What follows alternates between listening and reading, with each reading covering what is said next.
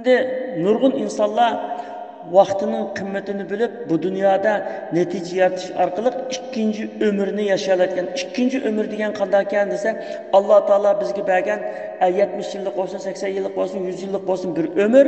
Undan keyin mushu ömrning ichida bir ishlarni qilib qolib, o'zining dini uchun, millati uchun, avlodlar uchun, xalq uchun bir ishlarni qilib qolib ketgan kishilarniki ikkinchi ömrü bo'ladi ekan. Bularni ta qiyomatgacha kishilar eslaydi ekan.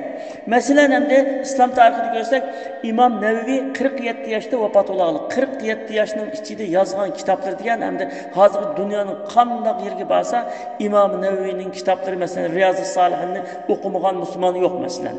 İmam Şafii 54 yaşta ama İmam Şafii desa Mashriqdan Mag'ribgacha bilmaydigan musulmon yo'q.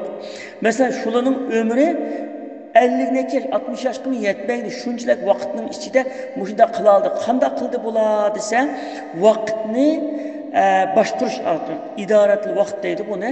Vaqtni boshqarish plani bilan planliq ish qiladi. Masalan, yaqinqi zamondagi bir olimning tarixini o'qidim men. Bu olim mush atdigandagi soat 4 bilan 6 orasidagi 2 soat vaqtini chiqarib, 2 soat vaqtning ichida 8 yil bunda oqoqini ishlash orqali, kunda 2 soat ishlab qo'yish orqali 22 tom kitob yozgan. Yani 22 tom degan kitobni bundan tasavvur qilsangmi, hamda bu o'qib bo'lmoqmi, bir yilda o'qib bo'lmoqmi tasavvurlash mumkin hamda. Shunda bir kitobni bunda yozganda, demak, bu dünyada netice kazangan, meyli ziyali olsun, meyli alim olsun, meyli katta kumandan olsun, meyli naadi çok bay olsun, netice kazangan adamların hemmesi mutlaka vaktini idare kılgan, planlık yaşayan adamlar. Mesela aşındaki adamlar, mesela meyli katta alimler olsun, katta baylar olsun, çok işini kılatkan adamlar olsun, aşında vakti yok mesela şunda. Vakti şunda kız, ay vaktini pulgu setip ağız kildi. Ama hiç hayatta hiç kadar gayesi yok. Aşı şamaldaki leylep, aşı sunun üstündeki gazandak, aşı su qaysi tarafga, işte şu tarafga ketgan adamlar oldu. Bu adamın hiç kadar kıymeti yok hayatta. Ülep şunda ketdi mi, hiç kim eslep koymaydigan. Mesela hayat kişilerin içinden nurgun ülük kişiler var. Bir kim bolsa kıymeti yok. Yo'q bo'lsa, bekim so'maydigan. Ammo ashundoq asar qoldirgan, hayoti bir ishlarni qoldirib qo'ygan kishilar bor. Buni ulab kelsa, necha yuz yildan, necha ming yildan keyin uning ismi yodlanib aynab turadi ekan. Shunga bu hayotda natija qozonganlarning hammasi mutlaq planliq yashaganlar. Bu hayot degan 24 soat degan natija vaqt. Masalan, bizning bu 5 vaqt namoz eng muhim bo'lgan ibodatning 5 vaqt namoz uchun 1 soat vaqt ketmaydi. 1 saat vaqt ketmaydi shunda. Yig'ib kelsa 50 minut vaqt ketadi qancha kelsa. Undan keyin boshqa vaqtlarni masalan, mancha soat uxlayman, mancha soat o'qiyman, yo mancha soat ish qilaman deb bunda oriyotgan bo'lsam, mushu plan orqali nurg'un vaqtni qozonib o'tgan. Yana biri vaqtning eng yaxshi vaqti atdiganlik vaqt. Menga abdan damagan, butun a'zolar damagan, kalla suzuk, ashunda vaqtda 1 saat, 2 saat o'rganish qilganlik bir gün keçki 7-8 saat ügünüş kılgandan eşip gididemdi. Biz Kur'an yadlığa vaktimizde Bamdad'ın aldıda keyinde 1-2 saat yadlığa alattık. Onu bir gün keçkice ya oynaydık, ya ki kepte oynaydık, ya oynaydık, bunu oynaydık. Demek aşı etdigende yadlıvağınımız arkalı keçkice aşı tekrarlaydık. Etdigende eğer şu çağda yadlıvağımıza olsa kim kalımız bu düşmeydi. Başka dersmiş şunda, til ügünüşmüş şunda, İngilizce ügünüşmüş şunda, Arapça ügünüşmüş şunda, til ügünüşmüş. Aşı kalının ki naiti demağın vakti etdigenmiş şunda sakin, şundan bir vakit emde, aşında vakitlarda şu etdigenlik vaktini naiti bek kıymetlik biliş gerek. Peygamber sallallahu aleyhi ve sellem'in ki bereketi ümmeti fi bukuruha degende, yani benim ben nime ümmetimge berildiğin bereket et degenge berilgen deydi. Meyli pul tepişki kopsun, pul tepişki et degende kopap pul tepişki şu dükkanını içip yoki ishi olsa ishiga et degende berib qilgan adam shu et degende shuni bereket bilan yaxshi topadi, o'qiydigan odam et degende kitobini elib içip nima qilgan odam Kur'an yodlaydigan odam et degende Qur'onni içip yodlab o'qiydi. Demak, et degende qilgan odam nimani istasa, istagan ishida o'zi tirishgan ishida g'alaba qozonadi degan gapda hamda. Shunga bu vaqt to'g'risida Alloh taolo alohida bir sura nozil qilgan. Val asr degan asr vaqt degan gap. Vel asri innel insane lefi husr illellezine amenu ve amilus salihati ve tevasav bil hakkı ve tevasav bis sabr. Zaman bilen qasamki, zaman aynı vaqtda insonning ömrü, insonningki ömrü bu zaman. Şunun bilan qasamki, inson faqat ziyon ichida. Ziyon ichida insonlarning hammasi ziyon ichida. Faqat buni 4 ishni qilgan odam ziyon ichida emas deydi. Iymon etgan, yaxshi amallarni qilgan, yaxshilikni chidamliq bo'lgan, toat ibodatda, yaxshi ishlarda, din va dunyoviy ishlashda chidamliq bo'lgan va ashula chidamliq bo'lishni, sabrni tavsiya qilishgan deydi. Endi inson nima uchun ziyon ichida deymiz? Nima uchun ziyon ichida?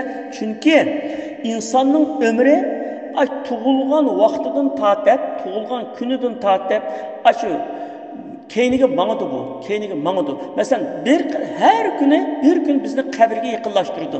Her bir saat biz qabrga yaqinlashamiz. Masalan, bir odamning umrini deylik, 80 yil, 5 oy, 4 hafta,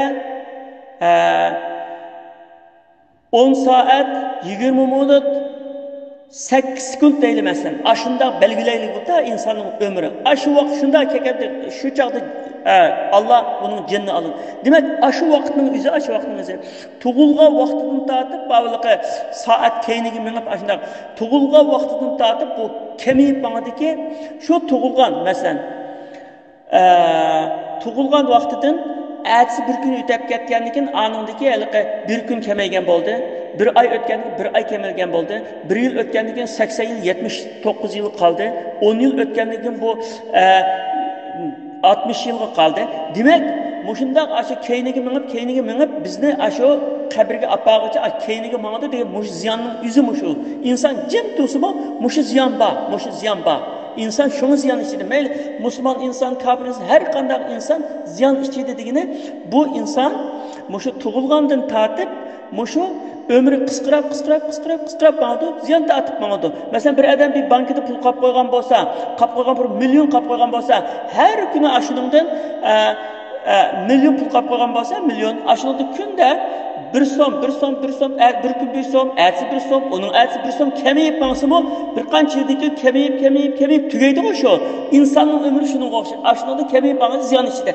Ama bu ziyan tatmaydıgan, bunun ziyanın içinde durup, ziyanını tatmaydıganla bağdaydı. Tört işini kılgadan ziyan tatmaydı. İman etken, yaxşı amel kılgan, çidamlık boğan, her işte çidamlık boğan, sevir takatlık boğan ve şunu tavsiye kılgan deydi. Endi ziyan tatmaydigan adam qanda bo'ldi desek, bunda bir misal keltirishak. Mesela bir adamning 2 o'g'li bor deylik. Bu 2 o'g'liniki her ikkisiga 1 milliondan pul qolib qo'ydi deylik. 1 milliondan pul meros qolib qo'ydi. Bu 2 o'g'liniki, bu 1 million xuddi bizning ömrümizga o'xshash.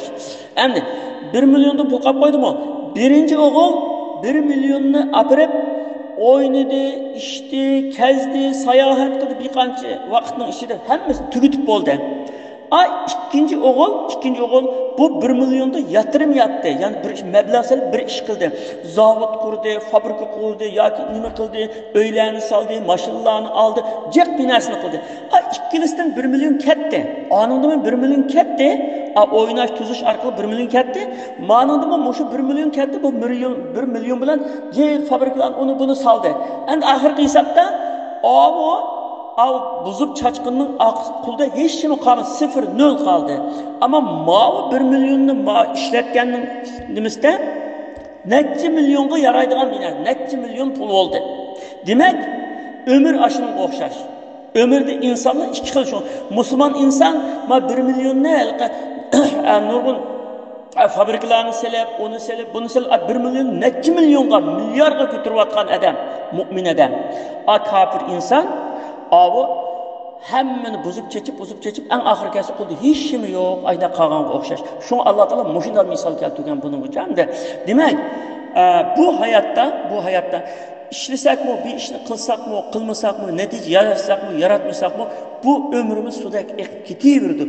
Ama bir narsa kılıp koysak, ikinci ömrümüzü yaratkan bulumuz ve üzümüzün vicdanı mı rahat, Özümüzün turmuşumu yaxşı, çünkü biz bir iş kıldık endi, bu hayatta bir iş kılgan bulduk. Ama bir iş kılmaganlar, iş kılıp bu hayatga naat egir kelgen, yer zeminge egir kelgen, xuddi bir hech qanday qimmati yo'q edi. Şu insonning qimmati faqat o'zining qilgan natijada, mesela insoniyat uchun, din uchun, millat uchun bir ish qila olgan bo'lsin. Mayli kichik bo'lsin, oz bo'lsin, cho'ng bo'lsin.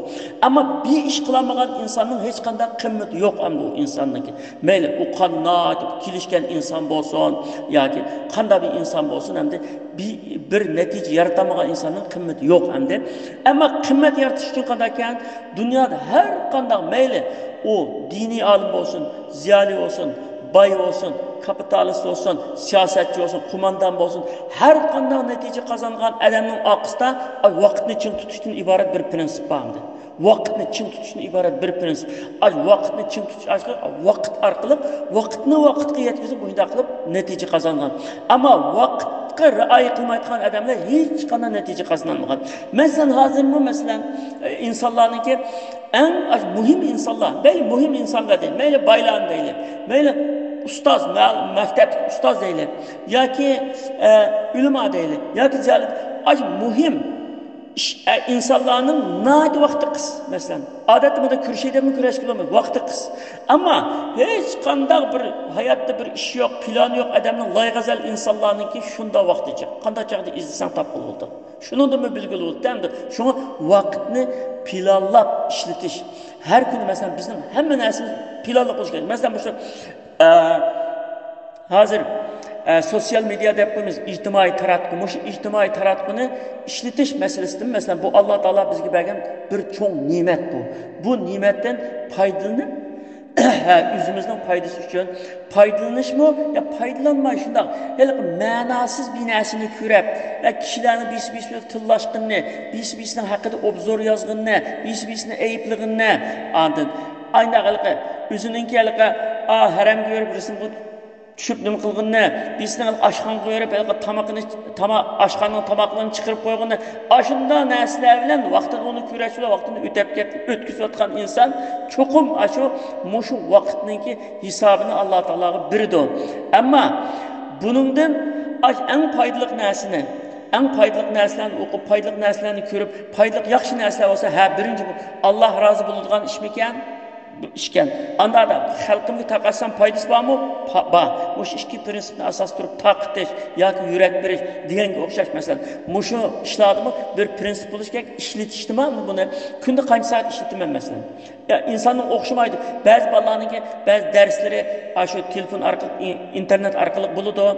Bazı ballarının ki udul buludu, onunla ne düşmeydi. Şunun qarab, ihtiyacını qarab, büyükünü kaç saat işitimem? 4 saat işitimem mi? 3 saat mi? 5 saat mi?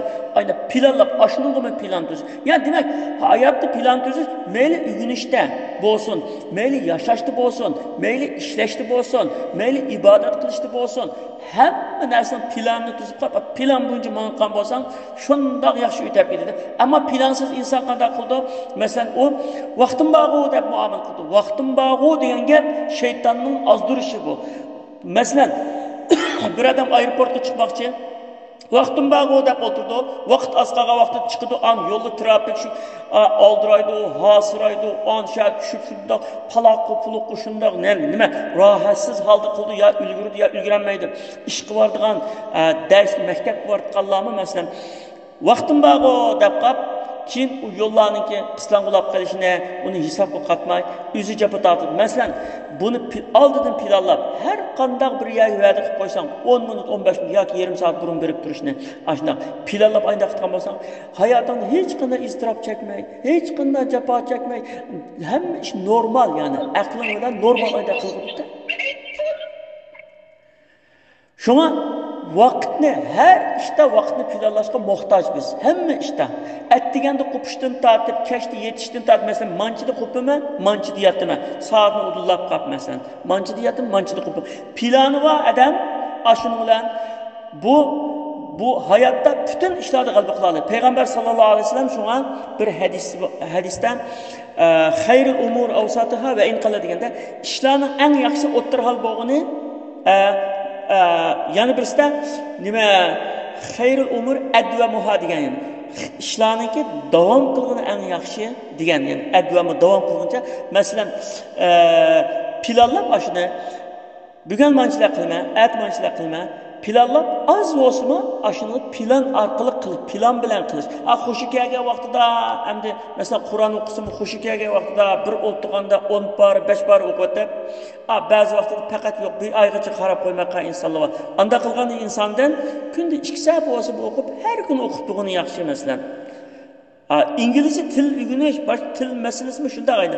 Az mesela bugün mançı söz ügünüme, ertesi mançı söz ügünüme, onun ertesi mançı söz ügünüme, mesela bugün 10 söz ügüngen olsam ertesi 15 söz ügünüşüm gerek, kildiğin ertede 20 söz ügünüşüm gerek. Hemmisi plan bilen, hadi planlap biz plan bilen mansa, adam üzümü zorlanmaydı o, otomatik halde nurgun neticeli kolgu gibi kaldı hem de hayatta. Şuna biz bu şu planlık yaşaşını ügünüşümüz gerek. Bu şey ibadetler bizim planlık yaşaşını köndürüş asli bir günde 5 vakit namazının ki 5 vakitka belgilengenlik mi bizni intizamlı köndürüş mesela.